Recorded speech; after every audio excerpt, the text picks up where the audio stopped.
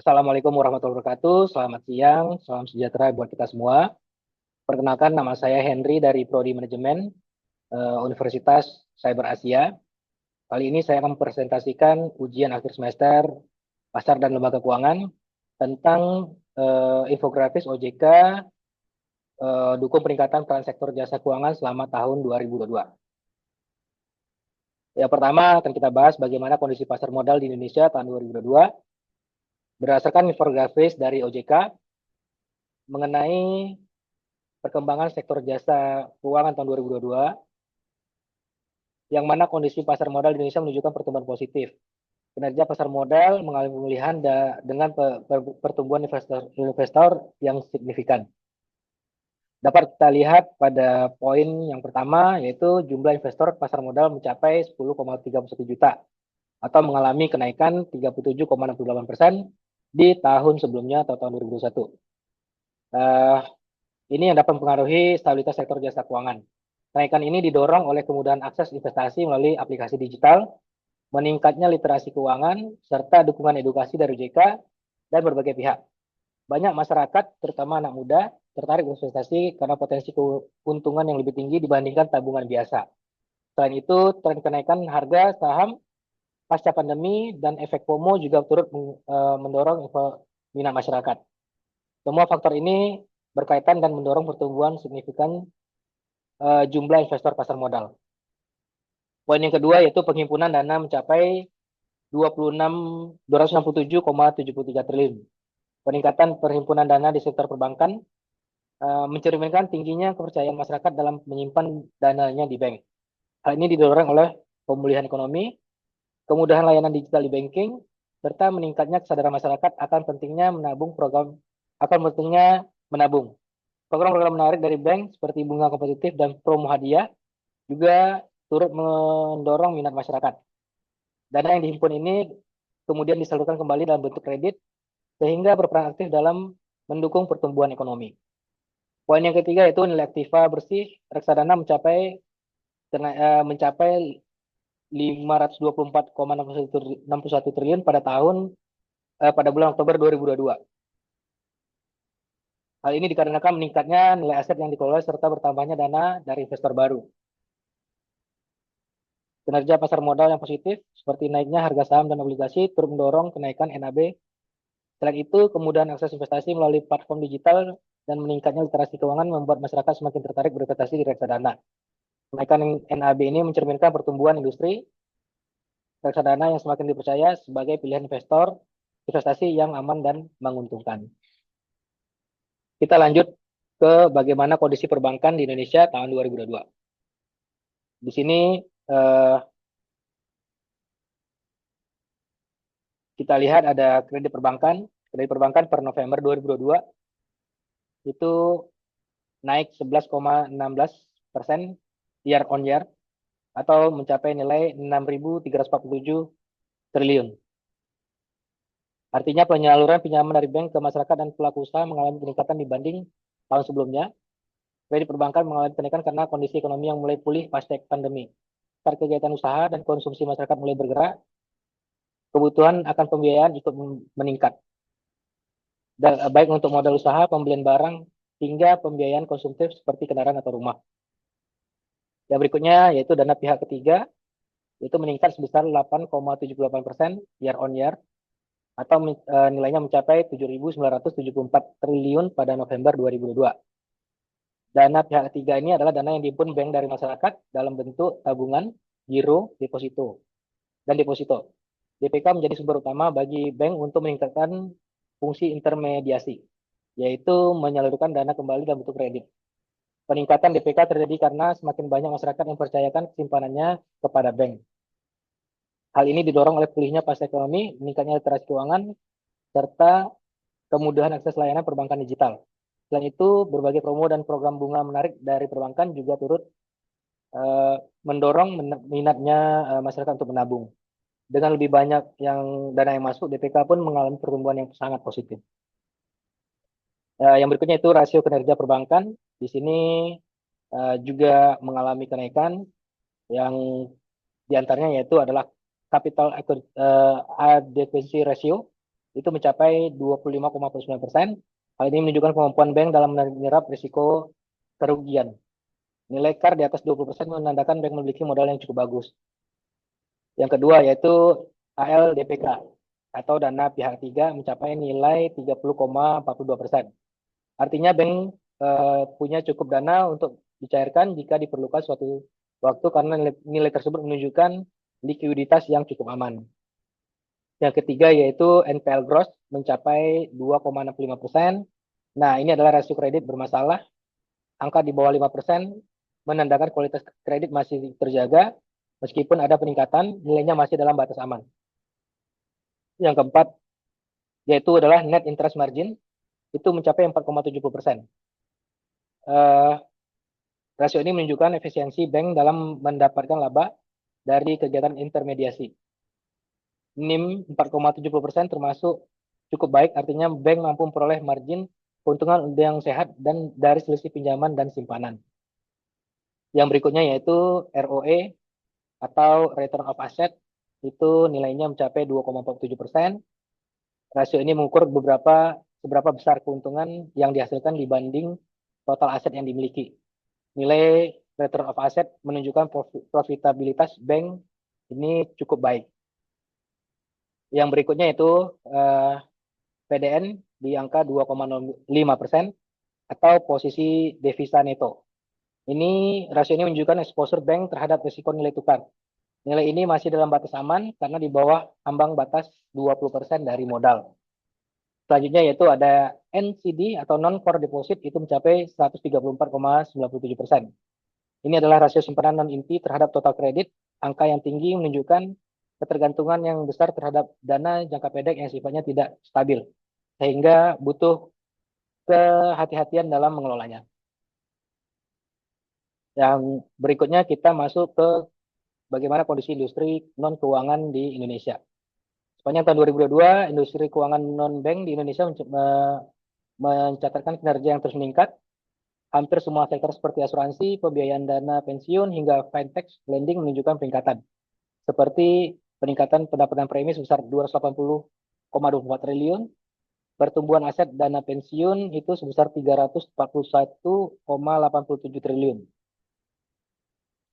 Yang mana mengalami peningkatan sebesar 5,6% year on year dari bulan sebelumnya. Dan lonjakan signifikan pada pembiayaan fintech sebesar 50,30 triliun dan mengalami pertumbuhan hingga 72,68% year on year yang menjadi indikator partisipasi masyarakat dalam sektor ini. Berikutnya kita masuk ke kebijakan OJK di sektor jasa keuangan tahun 2022. Ini ada beberapa poin. Yang pertama itu mitigasi risiko eksternal. Ini OJK menjaga stabilitas sektor keuangan dengan memperketat pengawasan dan pengaturan serta menyiapkan langkah antisipasi menghadapi fenomena gejolak global. Yang kedua, kebijakan mendukung pemulihan ekonomi. OJK di hal ini itu OJK memperpanjang kebijakan restrukturisasi kredit dan mendorong pembiayaan sektor prioritas untuk mendukung pemulihan ekonomi nasional. Yang ketiga, OJK juga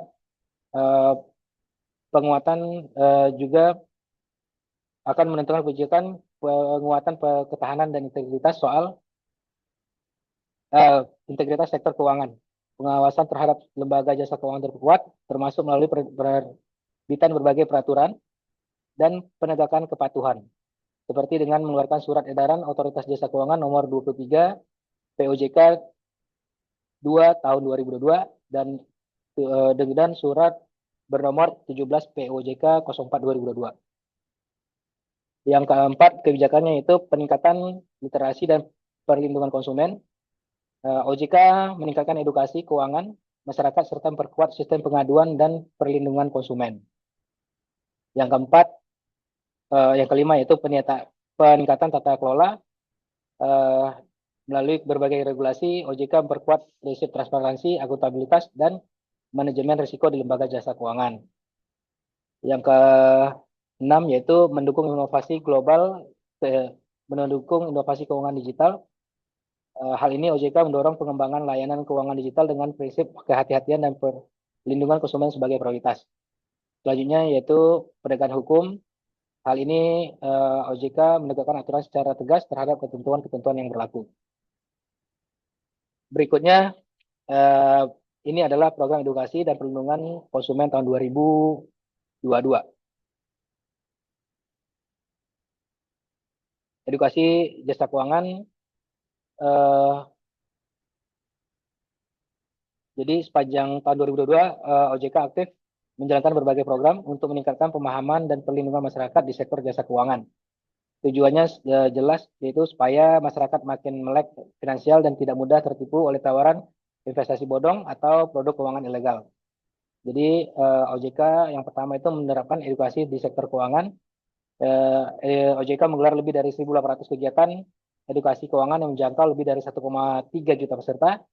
Kegiatannya beragam, mulai dari seminar tatap muka seperti Pekan Investor Dunia yang mencapai 1.429 peserta, santri cakap literasi keuangan, dan atau disingkat Sakinah mencapai 7.593 peserta. Selanjutnya ada edukasi digital lewat media sosial seperti konten Sikapi Uangmu yang mencapai 2 juta viewers hingga perhatian langsung di sekolah dan komunitas. Program edukasi yang kedua yaitu program inklusi keuangan bertujuan untuk mendorong akses layanan keuangan OJK. OJK penyelenggaraan program seperti kredit atau pembiayaan melawan rentenir dan tim percepatan akses keuangan daerah atau tim percepatan akses keuangan daerah. Ini bertujuan untuk membantu masyarakat terutama di daerah agar tidak bergantung pada pinjaman ilegal dan rentenir. Yang keempat, eh,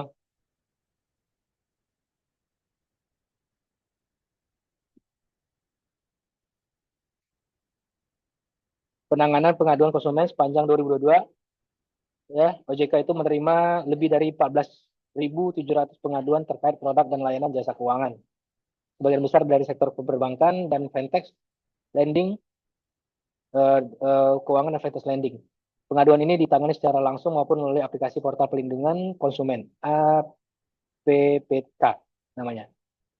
Yang berikutnya yaitu eh, program edukasi iklan layanan masyarakat dan konten edukasi digital untuk menyentuh lebih banyak orang. OJK juga aktif menyebarkan konten edukasi di media sosial dan iklan layanan masyarakat agar pesan tentang pentingnya pengelolaan keuangan dan kehati-hatian dalam memilih produk keuangan bisa diterima semua kalangan, terutama anak muda. Nah, ini adalah skema penggunaan AAPK. Jadi, aplikasi portal perlindungan konsumen AAPK ini merupakan sebuah web-based portal yang dibangun oleh JK yang disediakan untuk pihak-pihak yang berkaitan dengan penanganan pengaduan konsumen dan penyelesaian sengketa. Untuk penyelesaian sengketa antara konsumen dan pelaku usaha jasa keuangan, ini dilakukan melalui dua tahap utama, yaitu internal dispute resolution dan external dispute resolution. Tahap pertama ini internal dispute resolution, ini sebelah kiri ya, ini adalah alurnya. Pada tahap awal ini konsumen yang merasa dirugikan bisa menyampaikan pengaduan melalui aplikasi portal perlindungan konsumen atau APPK OJK yang dari OJK. Disinilah proses penyelesaian sengketa dimulai secara internal antara konsumen dan PUJK. Berikut langkah-langkahnya. Yang pertama, konsumen mengisi laporan pengaduan lewat aplikasi. PUJK akan menerima pengaduan dan memberikan tanggapan dan atau solusi.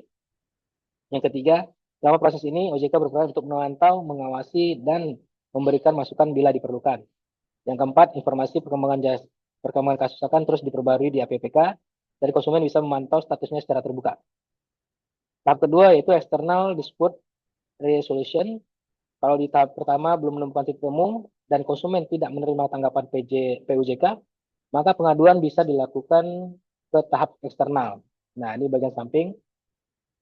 Langkah-langkahnya yaitu konsumen bisa mengajukan penyelesaian melalui LAPS atau Lembaga Alternatif Penyelesaian Sengketa. Yang kedua, atau jika ingin menempuh jalur hukum, konsumen bisa langsung membawa kasus ini ke pengadilan meskipun jalur ini tidak tercatat dalam sistem APPK. Jadi alur ini disusun agar proses penyelesaian sengketa bisa dilakukan secara bertahap dan berkeadilan. Dimulai dari internal dulu. OJK memfasilitasi lewat APPK untuk memastikan hak konsumen tetap terlindungi dan prosesnya bisa diawasi secara transparan.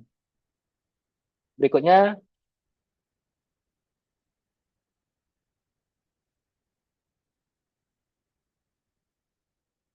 Kebijakan OJK di sektor jasa keuangan tahun 2022 ini eh, menunjukkan upaya yang serius dalam menjaga stabilitas sistem keuangan dan mendorong pemulihan ekonomi nasional. Berbagai langkah antisipatif dilakukan, mulai dari penguatan permodalan lembaga jasa keuangan, peningkatan pengawasan, hingga perlindungan konsumen. OJK juga aktif mendorong literasi dan inklusi keuangan melalui edukasi ke berbagai kalangan masyarakat.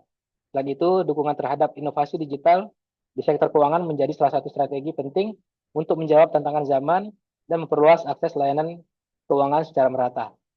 Secara keseluruhan, kebijakan OJK memberi dampak positif bagi ketahanan dan pertumbuhan sektor jasa keuangan di Indonesia. Demikianlah presentasi tentang infografis OJK, dukung peningkatan peran sektor jasa keuangan selama tahun 2022. Saya akhiri presentasi ini. Assalamualaikum warahmatullahi wabarakatuh. Selamat siang semua. Terima kasih.